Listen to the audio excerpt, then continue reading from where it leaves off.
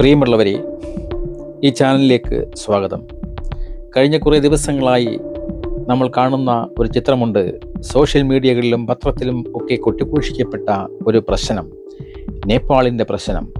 നേപ്പാളിൻ്റെ തലമുറകളുടെ ഒരു കണക്ക് തീർക്കലാണ് നാം കണ്ടത്. 2025 രാഷ്ട്രീയ പ്രതിസന്ധിയുടെ ആഴത്തിലുള്ള ഒരു വിശകലനമാണ് ഇന്നത്തെ വീഡിയോയിലൂടെ ഞാൻ നിങ്ങളുടെ മുന്നിലേക്ക് വയ്ക്കുന്നത്.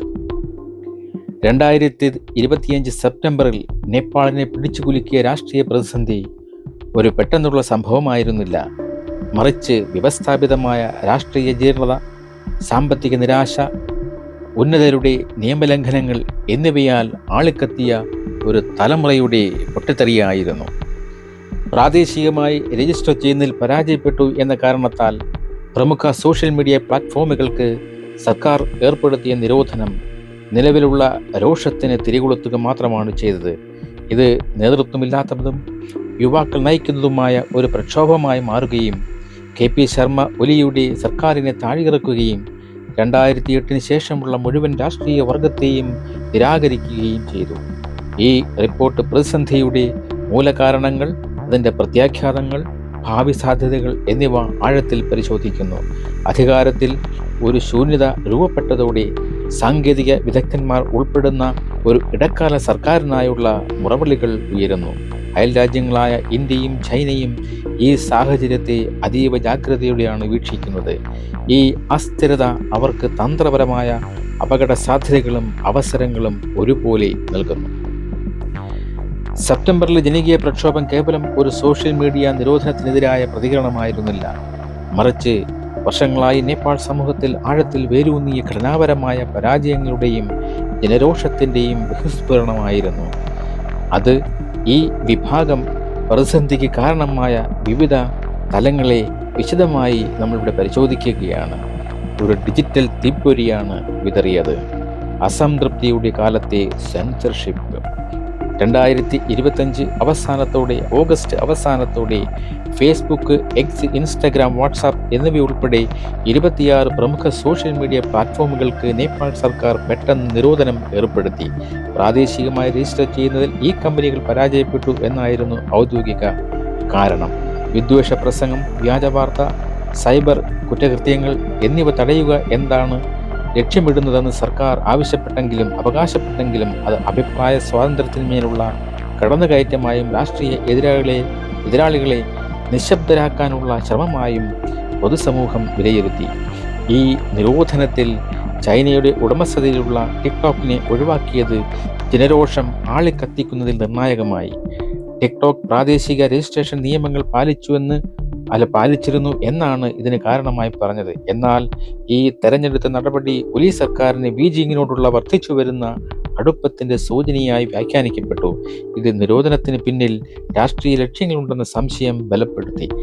ഈ നീക്കം സർക്കാരിൻ്റെ ഭാഗത്തു നിന്നുള്ള ഒരു വലിയ തന്ത്രപരമായ പിഴവായിരുന്നു. കാരണം നേപ്പാളിലെ യുവജനങ്ങൾ സോഷ്യൽ മീഡിയയെ കേവലം വിനോദത്തിനോ ആശയവിനിമയത്തിനോ മാത്രമല്ല ഉപയോഗിച്ചിരുന്നത്. രാഷ്ട്രീയക്കാരെയും അവരുടെ കുടുംബാംഗങ്ങളെയും നിരീക്ഷിക്കാനും വിമർശിക്കാനും ഉത്തരവാദികളാക്കാനുമുള്ള ഒരു ശക്തമായ ആയുധമായി അവർ ഈ സോഷ്യൽ മീഡിയയെ മാറ്റിയിരുന്നു. എന്നാൽ നെപ്പോക്കിറ്റ് എന്ന ഹാഷ്ടാഗിൻ്റെ ഏറ്റവും വലിയ ഉദാഹരണമാണ് ഇത്. അതായത് രാഷ്ട്രീയക്കാരുടെ മക്കൾ സോഷ്യൽ മീഡിയയിൽ തങ്ങളുടെ ആഡംബര ജീവിതം പ്രദർശിപ്പിക്കുന്നത് സാധാരണക്കാരായ യുവാക്കളുടെ ജീവിതവുമായി താരതമ്യം ചെയ്തുകൊണ്ടുള്ള പോസ്റ്ററുകൾ വൈറലായി. ഇത് അഴിമതിയുടെയും സ്വജനപക്ഷപാതത്തിൻ്റെയും ശക്തമായ ഒരു വ്യാഖ്യാനം രൂപപ്പെടുത്തി. പരമ്പരാഗത മാധ്യമങ്ങൾക്കോ പ്രതിപക്ഷ പാർട്ടിക്കോ കഴിയാത്ത വിധത്തിൽ ഈ ഡിജിറ്റൽ ക്യാമ്പയിൻ ജനങ്ങളെ രാഷ്ട്രീയമായി ബോധവൽക്കരിച്ചു. അതിനാൽ സർക്കാർ സോഷ്യൽ മീഡിയ നിരോധിച്ചപ്പോൾ അത് യുവജനങ്ങളുടെ ശബ്ദത്തെയും അവരുടെ രാഷ്ട്രീയ ആവിഷ്കാരത്തിനുള്ള പ്രധാന വേദിയെയും നേരിട്ട് ആക്രമിക്കുന്നതിന് തുല്യമായി. ഇത് അമൂർത്തമായ രോഷത്തെ ഒരു നേരിട്ടുള്ള ഏറ്റുമുട്ടലിലേക്ക് നയിച്ചു. ഡിജിറ്റൽ തീപ്പൊരി വീണത് വർഷങ്ങളായി ഉറങ്ങിക്കിടന്നിരുന്ന ഒരു ജനവികാരത്തിന് മുകളിലേക്കായിരുന്നു. നേപ്പാളി ജനതയുടെ, പ്രത്യേകിച്ച് യുവജനങ്ങളുടെ അസംതൃപ്തിക്ക് പിന്നിൽ ആഴത്തിലുള്ള 3 കാരണങ്ങളുണ്ടായിരുന്നു. ഒന്ന്, അഴിമതിയും ഉന്നതരുടെ നിയമലംഘനങ്ങളുമാണ്. അഴിമതി നേപ്പാളിന്റെ രാഷ്ട്രീയത്തിൽ സർവ്വവ്യാപിയായിരുന്നു. $71 മില്യൺ ഒക്കാറെ വിമാനത്താവളത്തിലെ അഴിമതി, തൊഴിലന്വേഷകരെ ഭൂട്ടാനീസ് അഭയാർത്ഥികളായി ചിത്രീകരിച്ച് രാഷ്ട്രീയക്കാർ പണം തട്ടിയ സംഭവം തുടങ്ങിയവ ഉന്നതർ നിയമത്തിന് അതീതരാണെന്ന ധാരണ ജനങ്ങളിൽ ഉറപ്പിച്ചു. ട്രാൻസ്പെറൻസി ഇന്റർനാഷണലിന്റെ അഴിമതി സൂചികയിൽ 180 രാജ്യങ്ങളിൽ 107 സ്ഥാനത്തായിരുന്നു നേപ്പാൾ. ഇത് വ്യവസ്ഥാപിതമായ പ്രശ്നത്തിന്റെ ആഴം വ്യക്തമാക്കുന്നു. മറ്റൊന്ന് നേപ്പാൾ കിഡ്സ് പ്രതിഭാസം. രാഷ്ട്രീയക്കാരുടെ മക്കൾ നയിക്കുന്ന ആഡംബര ജീവിതം വ്യവസ്ഥാപിതമായ ജീർണതയുടെ പ്രതീകമായി മാറി. വിദേശ ബിരുദങ്ങൾ, വില കൂടിയ കാറുകൾ, വിദേശ യാത്രകൾ എന്നിവയുടെ ചിത്രങ്ങൾ സോഷ്യൽ മീഡിയയിൽ പ്രചരിപ്പിച്ചപ്പോൾ അത് സാധാരണക്കാരായ യുവാക്കളുടെ കഷ്ടപ്പാടുകളുമായി താരതമ്യം ചെയ്യപ്പെട്ടു. ഇത് കേവലം അസൂയയായിരുന്നില്ല, മറിച്ച് രാഷ്ട്രീയ വ്യവസ്ഥ ന്യൂനപക്ഷത്തിന്റെ താല്പര്യങ്ങൾക്കായി ഭൂരിപക്ഷത്തെ ചൂഷണം ചെയ്യുന്നു എന്നതിൻ്റെ പ്രത്യക്ഷമായ തെളിവായിട്ടാണ് അവർ കണ്ടത്. മൂന്നാമത്തെ കാരണമെന്ന് പറയുന്നത് സാമ്പത്തിക നിരാശയും യുവജനങ്ങളുടെ പലായനവുമാണ്. നേപ്പാളിന്റെ സാമ്പത്തിക മാതൃകയുടെ പരാജയമാണ് ജനരോക്ഷത്തിന്റെ മറ്റൊരു പ്രധാന കാരണം. രാജ്യത്തെ യുവജനങ്ങളുടെ തൊഴിലില്ലായ്മ നിരക്ക് ഏകദേശം 20% ഇത് ലക്ഷക്കണക്കിന് യുവാക്കളെ വിദേശത്ത് തൊഴിൽ തേടാൻ നിർബന്ധിതരാക്കി. കഴിഞ്ഞ വർഷം മാത്രം 7,40,000-ലധികം പേർ ഔദ്യോഗികമായി വിദേശത്തേക്ക് പോയി. ചില കണക്കുകൾ പ്രകാരം ദിവസവും ആയിരക്കണക്കിന് യുവാക്കൾ രാജ്യം വിടുന്നു. ഈ പ്രതിസന്ധി നേപ്പാളിന്റെ വിദേശ പണത്തെ ആശ്രയിച്ചുള്ള സമ്പദ് വ്യവസ്ഥ എന്ന സാമൂഹിക ഉടമ്പടിയുടെ പരാജയമാണെന്ന് തുറന്നു കാട്ടുന്നത്. രാജ്യത്തിന് അകത്ത് തൊഴിലവസരങ്ങൾ സൃഷ്ടിക്കുന്നതിൽ പരാജയപ്പെട്ട ഭരണകൂടം യുവാക്കളെ വിദേശത്തേക്ക് തൊഴിലിനായി അയച്ച് അതിൽ നിന്നുള്ള വരുമാനത്തെ ആശ്രയിക്കുകയായിരുന്നു. ഇത് ഒരു തരത്തിൽ രാഷ്ട്രീയപരമായ ഒരു സുരക്ഷാ വാൽവായി പ്രവർത്തിച്ചു. അതായത് അസംതൃപ്തരായേക്കാവുന്ന യുവാക്കളെ രാജ്യത്തിന് പുറത്തേക്ക് അയക്കുക. എന്നാൽ ഈ ഉടമ്പടി, അതായത് ഞങ്ങൾക്ക് ഇവിടെ നിങ്ങൾക്കൊരു ഭാവി തരാൻ കഴിയില്ല, പക്ഷെ നിങ്ങൾക്ക് മറ്റെവിടെയെങ്കിലും അത് നേടാൻ ഞങ്ങൾ അനുവദിക്കാം എന്നുള്ള ഉടമ്പടി തകർന്നു. രാജ്യത്ത് അവശേഷിക്കുന്നവരും വിദേശത്തേക്ക് പോയവരും ഇന്റർനെറ്റ് വഴി ആഗോളതലത്തിൽ ബന്ധപ്പെട്ടിരുന്നു. അവർ മറ്റു രാജ്യങ്ങളിലെ അവസരങ്ങളെ നേപ്പാളിലെ അഴിമതിയും അവസരമില്ലായ്മയുമായി താരതമ്യം ചെയ്തു. സോഷ്യൽ മീഡിയ നിരോധനം പുറം ലോകവുമായുള്ള അവരുടെ അവസാനത്തെ കണ്ണിയും മുറിച്ചു മാറ്റാൻ ശ്രമിച്ചപ്പോൾ പരാജയപ്പെട്ട സാമ്പത്തിക മാതൃക അവർക്ക് അസഹനീയമായി തീർന്നു. ഇത് തെരുവിലെ പ്രക്ഷോഭത്തിലേക്കും അല്ലെങ്കിൽ പ്രക്ഷോഭത്തിലേക്കുമൊക്കെ നയിച്ചു. സമാധാനപരമായി ആരംഭിച്ച പ്രതിഷേധങ്ങൾ എങ്ങനെയാണ് അക്രമാസക്തമായ ഒരു ജനകീയ പ്രക്ഷോഭവുമായി മാറിയതെന്ന് ഈ വിശദീകരണം കേൾക്കുമ്പോൾ മനസ്സിലാകും. പ്രതിഷേധിക്കാനും അതുപോലെ പ്രതിഷേധക്കാരും ഭരണകൂടവും തമ്മിലുള്ള വർദ്ധിച്ചു വരുന്ന സംഘർഷമാണ് ഇതിലേക്ക് പ്രധാനമായി നയിച്ചത്. സെപ്റ്റംബർ 4 ഈ സംഭവങ്ങൾ തുടക്കം. അതായത് 26 സോഷ്യൽ മീഡിയ പ്ലാറ്റ്ഫോമുകൾക്ക് സർക്കാർ നിരോധനം ഏർപ്പെടുത്തി. അർദ്ധരാത്രി മുതൽ അത് പ്രാബല്യത്തിൽ വന്നു. സെപ്റ്റംബർ 8 10,000-കണക്കിന് ജൻസി പ്രതിഷേധക്കാർ പലരും സ്കൂൾ യൂണിഫോമിൽ കാഠ്മണ്ഡുവിൽ ഒത്തുകൂടി. രാവിലെ 9 മണിക്ക് സമാധാനപരമായി പ്രതിഷേധം ആരംഭിച്ചു. സെപ്റ്റംബർ 8 ഉച്ചയ്ക്ക് ശേഷം പ്രതിഷേധക്കാർ ബാരിക്കേഡുകൾ തകർത്തതോടെ സംഘർഷം പൊട്ടിപ്പുറപ്പെട്ടു. പോലീസ് കണ്ണീർ വാതകം, റബ്ബർ ബുള്ളറ്റുകൾ, ഒടുവിൽ യഥാർത്ഥ വെടിയുണ്ടകൾ എന്നിവ അവർക്ക് നേരെ പ്രയോഗിച്ചു. സെപ്റ്റംബർ 8 വൈകുന്നേരം ആയപ്പോഴേക്കും തന്നെ രാജ്യത്തുടനീളം മരണസംഖ്യ കുറഞ്ഞത് 19 ഉയർന്നു. ആഭ്യന്തര മന്ത്രി രമേശ് ലേഖക് ധാർമ്മിക ഉത്തരവാദിത്വം ഏറ്റെടുത്ത് രാജിവെച്ചു. സെപ്റ്റംബർ 9 കർഫ്യൂ അവഗണിച്ച് പ്രതിഷേധക്കാർ കൂടുതൽ അക്രമാസക്തരായി. പാർലമെന്റ് മന്ദിരം, പ്രധാനമന്ത്രിയുടെ വസതി, മറ്റ് പ്രമുഖ രാഷ്ട്രീയക്കാർ വീടുകൾ എന്നിവയ്ക്ക് തീയിട്ടു. ജയിലുകൾ ആക്രമിച്ച് ആയിരക്കണക്കിന് തടവുകാർ രക്ഷപ്പെട്ടു. സെപ്റ്റംബർ 9 ഉച്ചയായപ്പോഴേക്കും പ്രധാനമന്ത്രി KP ശർമ്മ ഒലി രാജി പ്രഖ്യാപിച്ചു. സർക്കാർ സോഷ്യൽ മീഡിയ നിരോധനം പിൻവലിച്ചു. സെപ്റ്റംബർ 9 വൈകുന്നേരമായപ്പോഴേക്കും നേപ്പാൾ സൈന്യത്തെ കാഠ്മണ്ഡുവിലും മറ്റു നഗരങ്ങളിലും ക്രമസമാധാനം പുനഃസ്ഥാപിക്കാൻ വിന്യസിച്ചു. ത്രിഭുവൻ അന്താരാഷ്ട്ര വിമാനത്താവളം അടച്ചു. പിന്നെ നടന്ന സംഭവങ്ങൾ സെപ്റ്റംബർ 10-ഉം 11-ഉമാണ്. കർഫ്യൂ തുടർന്നു. സൈനിക മേധാവി പ്രതിഷേധ പ്രതിനിധികളുമായി കൂടിക്കാഴ്ച നടത്തി. സുശീല കാർക്കി, ബാലേൻ ഷാൻ തുടങ്ങിയവരുടെ പേരുകൾ ഇടക്കാല നേതാക്കളായി ചർച്ചകളിൽ ഉയർന്നു. എന്താണ് ജൻസി പ്രക്ഷോഭത്തിൻ്റെ സ്വഭാവം? ഈ പ്രക്ഷോഭത്തിന് തനതായ ഒരു സ്വഭാവമുണ്ടായിരുന്നു. ഇത് നേതാക്കളില്ലാത്തതും വികേന്ദ്രീകൃതവും പൂർണ്ണമായും യുവജനങ്ങൾ നയിക്കുന്നതുമായിരുന്നു. 1990-ലെയും 2006 ജനകീയ പ്രക്ഷോഭങ്ങളിൽ നിന്ന് ഇത് വ്യത്യസ്തമായിരുന്നു. ആ പ്രക്ഷോഭങ്ങൾ സംഘടിപ്പിച്ചത് സ്ഥാപിത രാഷ്ട്രീയ പാർട്ടികളായിരുന്നു. എന്നാൽ 2025 പ്രതിഷേധം ഏതെങ്കിലും ഒരു പ്രത്യേക രാഷ്ട്രീയ പ്രത്യയശാസ്ത്രത്തെ ഉള്ളതാക്കി ആയിരുന്നില്ല. മറിച്ച് ഉത്തരവാദിത്വവും അന്തസ്സും ആവശ്യപ്പെട്ടുകൊണ്ടുള്ള ഒരു മുന്നേറ്റമായിരുന്നു. അത് നിലവിലുള്ള ഒരു രാഷ്ട്രീയ പാർട്ടിയുമായും ഇതിന് ബന്ധമുണ്ടായിരുന്നില്ല. സംഘർഷത്തിൻ്റെ വർധനവാണ് കൂടിക്കൊണ്ടേയിരിക്കുന്നത്. ഭരണകൂടത്തിൻ്റെ പ്രതികരണവും ജനരോക്ഷവും ഒക്കെ സമ്മിശ്ര വികാരങ്ങൾ അവിടെ സൃഷ്ടിക്കുകയാണ് ചെയ്തത്. അതായത് സെപ്റ്റംബർ 8 സമാധാനപരമായി ആരംഭിച്ച പ്രതിഷേധങ്ങൾ എങ്ങനെയാണ് അനിയന്ത്രിതമായതെന്ന് പരിശോധിക്കേണ്ടതുണ്ട്. സ്കൂൾ യൂണിഫോം ധരിച്ച വിദ്യാർത്ഥികൾ പോലും പങ്കെടുത്ത റാലികൾ തുടക്കത്തിൽ സമാധാനപരമായിരുന്നുവെന്ന് ദൃക്സാക്ഷികൾ പറയുന്നു. പ്രതിഷേധം അക്രമാസക്തമായതിൻ്റെ പ്രധാന കാരണം സുരക്ഷാ സേനയുടെ ഭാഗത്തുനിന്നുണ്ടായ ഒരു മുന്നോടിയായും കണക്കാക്കാവുന്നതാണ്. അയൽ രാജ്യങ്ങളുടെ നിരീക്ഷണം വളരെ പ്രധാനമാണ്. ഇന്ത്യയുടെയും പ്രാദേശിക ശക്തികളുടെയും പങ്കിനെക്കുറിച്ചും ഒന്ന് പറയേണ്ടതുണ്ട്. പ്രതിസന്ധിയുടെ ഭൗമരാഷ്ട്രീയ മാനങ്ങളും ഇന്ത്യയും ചൈനയും പോലുള്ള രാജ്യങ്ങളുടെ തന്ത്രപരമായ കണക്കുകൂട്ടലുകളുമാണ് ഇവിടെ പരിശോധിക്കുന്നത്. ഇന്ത്യയുടെ ഔദ്യോഗിക പ്രതികരണം വളരെ ശ്രദ്ധയോടെയായിരുന്നു.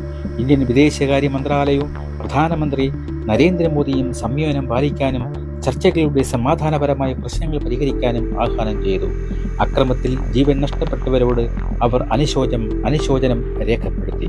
ഇതോടൊപ്പം ഇന്ത്യ പ്രാദേശിക നടപടികളും സ്വീകരിച്ചു. ഇന്ത്യൻ പൗരന്മാർക്ക് യാത്രാ മുന്നറിയിപ്പ് നൽകി. എംബസി ഹെൽപ്പ് ലൈൻ നമ്പറുകൾ പ്രസിദ്ധീകരിച്ചു. വിമാന സർവീസുകൾ റദ്ദാക്കി. 1800 കിലോമീറ്റർ ദൈർഘ്യമുള്ള ഇന്ത്യ നേപ്പാൾ അതിർത്തിയിൽ സുരക്ഷ ശക്തമാക്കി. $8 ബില്യൺ വരുന്ന ഉഭയകക്ഷി വ്യാപാരത്തെ പ്രതിസന്ധി എങ്ങനെ ബാധിക്കുമെന്ന ആശങ്കയും നിലനിന്നിരുന്നു. ഇന്ത്യയെ സംബന്ധിച്ചിടത്തോളം ഈ പ്രതിസന്ധി ഒരു ഇരുതല വാളാണ്. ചൈനയോട് അടുപ്പം പുലർത്തിയിരുന്ന KP ശർമ്മ ഒലിയുടെ പതനം ഇന്ത്യക്ക് ഒരു താൽക്കാലിക നേട്ടമാണ്. ഒലിയുടെ ഭരണകാലത്ത് ലിബിലേക്ക് പോലുള്ള അതിർത്തി പ്രദേശങ്ങളിൽ ഇന്ത്യയുമായുള്ള ബന്ധം വഷളായിരുന്നു. അദ്ദേഹത്തിൻ്റെ പതനം ന്യൂഡൽഹിക്ക് ബന്ധങ്ങൾ പുനഃസ്ഥാപിക്കാൻ ഒരു അവസരം നൽകിയേക്കാം. എന്നാൽ ഈ പ്രക്ഷോഭം ഏതെങ്കിലും ഒരു നേതാവിനെതിരെയല്ല, മറിച്ച് മുഴുവൻ രാഷ്ട്രീയ വ്യവസ്ഥിതിക്കെതിരെയുമാണ്. അതിനാൽ ഇന്ത്യക്ക് പിന്തുണയ്ക്കാൻ വ്യക്തമായ ഒരു പിൻഗാമിയില്ല. ജനരോക്ഷം എല്ലാ സ്ഥാപിത രാഷ്ട്രീയക്കാർക്കുമെതിരെയാണ്. അവരിൽ പലർക്കും വർഷങ്ങളായി ഇന്ത്യയുമായി ബന്ധമുണ്ട്. അതിനാൽ ഇന്ത്യയുടെ നിഷ്പക്ഷവും സംയമനം പാലിക്കുന്നതുമായ സമീപനം ഒരു നയതന്ത്രപരമായ തെരഞ്ഞെടുപ്പ് മാത്രമല്ല, ഒരു തന്ത്രപരമായ ആവശ്യകത കൂടിയാണ്. ഏതെങ്കിലും ഒരു വിഭാഗത്തെ പരസ്യമായി പിന്തുണയ്ക്കുന്നത് വലിയ തിരിച്ചടി ഉണ്ടായേക്കാം. അതുപോലെ തന്നെ ഇന്ത്യയെ സംബന്ധിച്ചിടത്തോളം യഥാർത്ഥ വെല്ലുവിളി ഒരു വിജയിയെ തിരഞ്ഞെടുക്കുന്നതിലല്ല, മറിച്ച് അതിർത്തിയിലെ അസ്ഥിരത നിയന്ത്രിക്കുന്നതിലും അതുപോലെ തന്നെ അസ്ഥിരത നിയന്ത്രിക്കുകയും രൂപപ്പെടുന്ന പുതിയതും പ്രവചനാതീതവുമായ രാഷ്ട്രീയ സാഹചര്യവുമായി ഒരു ബന്ധം സ്ഥാപിക്കുക എന്നതാണ്. എന്നാൽ ഇവിടെ ചൈനയുടെ കാര്യം ഒന്ന് നോക്കണം. അതായത് ചൈനയുടെ തന്ത്രപരമായ ഒരു തിരിച്ചടി. ബീജിങ്ങിൻ്റെ ഔദ്യോഗിക പ്രതികരണം കൂടുതൽ നിശബ്ദമായിരുന്നു. നേപ്പാളിൽ എത്രയും പെട്ടെന്ന് സ്ഥിരത പുനഃസ്ഥാപിക്കണമെന്ന് പ്രത്യാശ പ്രകടിപ്പിച്ച ചൈന തങ്ങളുടെ പൗരന്മാരോട് സുരക്ഷിതരായിരിക്കാൻ നിർദ്ദേശിച്ചു. ഒലിയുടെ പതനം നേപ്പാളിലെ ചൈനീസ് സ്വാധീനത്തിന് വലിയ തിരിച്ചടിയാണ് ഉണ്ടായത്. ചൈനയുടെ ബെൽറ്റ് ആൻഡ് റോഡ് ഇനിഷ്യേറ്റീവിൻ്റെ ശക്തനായ വക്താവായിരുന്നു ഒലി. ട്രാൻസ് ഹിമാലയൻ റെയിൽവേയുടെ പോലുള്ള പദ്ധതികൾക്ക് അദ്ദേഹം പിന്തുണ നൽകിയിരുന്നു. അദ്ദേഹത്തിൻ്റെ പതനം ഈ പദ്ധതികളെയും അതുപോലെ തന്നെ ഈ മേഖലയിലെ ചൈനയുടെ വിശാലമായ തന്ത്രപരമായ ലക്ഷ്യങ്ങളെയും അപകടത്തിലാക്കുന്നു. ഈ പ്രതിസന്ധി ജനകീയ പിന്തുണയില്ലാത്ത ചൈനയുടെ ചെക്ക് ബുക്ക് നയതന്ത്രത്തിൻ്റെ ദുർബലതയെ തുറന്നു കാട്ടുന്നു. ഒലിയുടെ കീഴിൽ ചൈന നേപ്പാളിൽ വലിയ നിക്ഷേപങ്ങൾ നടത്തി. ഒരു നേതാവുമായും അദ്ദേഹത്തിൻ്റെ ഉന്നത വൃത്തവുമായും ശക്തമായ ബന്ധം സ്ഥാപിച്ചു. എന്നാൽ ശ്രീലങ്കയിലെ രാജപക്സെ കുടുംബത്തിൻ്റെ പതനം പോലെ ഒരു ജനകീയ പ്രക്ഷോഭത്തിലൂടെ ഉന്നതർ പുറത്താക്കപ്പെടുമ്പോൾ ചൈനയുടെ സ്വാധീനവും അതോടൊപ്പം തകരുന്നു. ഇന്ത്യക്ക് നേപ്പാളുമായി ആഴത്തിലുള്ള ചരിത്രപരവും സാംസ്കാരികവും ജനങ്ങൾ തമ്മിലുള്ളതുമായ ബന്ധമുണ്ട്. എന്നാൽ ചൈനയുടെ സ്വാധീനം പ്രധാനമായും സാമ്പത്തിക ഇടപെടലുകളും ഉന്നതരുമായുള്ള ബന്ധങ്ങളിലും ഒതുങ്ങുന്നു. സോഷ്യൽ മീഡിയ നിരോധനത്തിൽ ടിക്ടോക്കിന് നൽകിയ ഇളവ് ഒലി സർക്കാരിന് ബീജിങ്ങിനോടുള്ള അദ്ദേഹത്തിൻ്റെ പ്രതീകമായി മാറുകയും ഇത് ജനരോഷം വർദ്ധിപ്പിക്കാൻ കാരണമാകുകയും ചെയ്തിരിക്കാം. ഈ വിദേശ ഇടപെടലിൻ്റെ പരിമിതികളും നേപ്പാളി പരിഹാരത്തിനുള്ള വഴിയും അത് എന്തൊക്കെയാണെന്ന് നമുക്ക് ഒന്ന് നോക്കാം. അമേരിക്ക, യൂറോപ്യൻ യൂണിയൻ, ഐക്യരാഷ്ട്രസഭ എന്നിവയുടെ പ്രതികരണങ്ങൾ പ്രധാനമായും അക്രമത്തെ അപലപിക്കുന്നതിലും സ്വതന്ത്രമായ അന്വേഷണം ആവശ്യപ്പെടുന്നതിലും മനുഷ്യാവകാശങ്ങളും അഭിപ്രായ സ്വാതന്ത്ര്യം സംരക്ഷിക്കാൻ ആഹ്വാനം ചെയ്യുന്നതിലും ഒതുങ്ങി. അയൽ രാജ്യങ്ങൾക്ക് വലിയ തന്ത്രപരമായ താൽപ്പര്യങ്ങളുണ്ടെങ്കിലും പുറത്തുനിന്ന് ഒരു പരിഹാരം അടിച്ചേൽപ്പിക്കാൻ കഴിയില്ല. ഈ പ്രതിസന്ധി അടിസ്ഥാനപരമായി ആഭ്യന്തരമാണ്. ഇന്ത്യയെപ്പോലുള്ള അയൽക്കാർക്ക് ചെയ്യാൻ കഴിയുന്ന ഏറ്റവും ക്രിയാത്മകമായ പങ്ക് സംയമനത്തിന് ഉപദേശിക്കുക, ആവശ്യപ്പെട്ടാൽ ചർച്ചകൾക്ക് സൗകര്യമൊരുക്കുക, പുതിയതും വിശ്വസനീയവുമായ ഒരു സർക്കാരിന് ദീർഘകാല സാമ്പത്തികവും സ്ഥാപനപരവുമായ പിന്തുണ നൽകുക എന്നതാണ്. പ്രതിസന്ധിയുടെ മൂലകാരണങ്ങളായ തൊഴിലില്ലായ്മയും അഴിമതിയും പരിഹരിക്കാൻ ഒരു പുതിയ ഭരണകൂടത്തെ സഹായിക്കുക എന്നതാണ് അതിർത്തിയിൽ ദീർഘകാല സ്ഥിരത ഉറപ്പാക്കാനുള്ള ഏക മാർഗം. അവസാനമായി പറയുകയാണെങ്കിൽ 2025 ജൻസി പ്രക്ഷോഭം ഒരു പ്രതിഷേധത്തെക്കാൾ ഉപരി നേപ്പാളിൻ്റെ 17 വർഷത്തെ പഴക്കമുള്ള ജനാധിപത്യ റിപ്പബ്ലിക്കിനുള്ള ഒരു നിർണായക പരീക്ഷണമാണ്. ജനാധിപത്യത്തിൻ്റെ വാഗ്ദാനങ്ങളായ സ്ഥിരത, സമൃദ്ധി, നീതി എന്നിവ നൽകുന്നതിൽ പരാജയപ്പെട്ട ഒരു രാഷ്ട്രീയ വർഗത്തിൻ്റെ ആഴത്തിലുള്ള പരാജയങ്ങളെ ഈ പ്രക്ഷോഭം തുറന്നുകാട്ടി. രാഷ്ട്രം ഒരു നിർണായക ഘട്ടത്തിലാണ്. മുന്നോട്ടുള്ള പാത ഉത്തരവാദിത്വത്തിനും കഴിവിനും വേണ്ടി ഒരു പുതിയ തലമുറയുടെ ആവശ്യകതയിൽ നിന്ന് ഉത്ഭവിക്കുന്ന ഒരു ജനാധിപത്യ നവീകരണത്തിലേക്ക് നയിച്ചേക്കാം. അതല്ലെങ്കിൽ നിലവിലെ അധികാരശൂന്യതയും ആഴത്തിൽ വേരൂന്നിയ രോക്ഷവും രാജ്യത്തെ ദീർഘകാല അസ്ഥിരതയിലേക്ക് തള്ളിവിട്ടേക്കാം. ഇത് ദുർബലമായ ജനാധിപത്യ സ്ഥാപനങ്ങളെ കൂടുതൽ തകർത്തേക്കാം. പഴയ വ്യവസ്ഥയുടെ ചാരത്തിൽ നിന്ന് വിശ്വസനീയമായ നേപ്പാളി നേതൃത്വത്തിലുള്ള ഒരു രാഷ്ട്രീയ പരിഹാരം രൂപപ്പെടാൻ കഴിയുമോ എന്നതിനെ ആശ്രയിച്ചിരിക്കും ആ രാജ്യത്തിൻ്റെ ഭാവി. നന്ദി, നമസ്കാരം.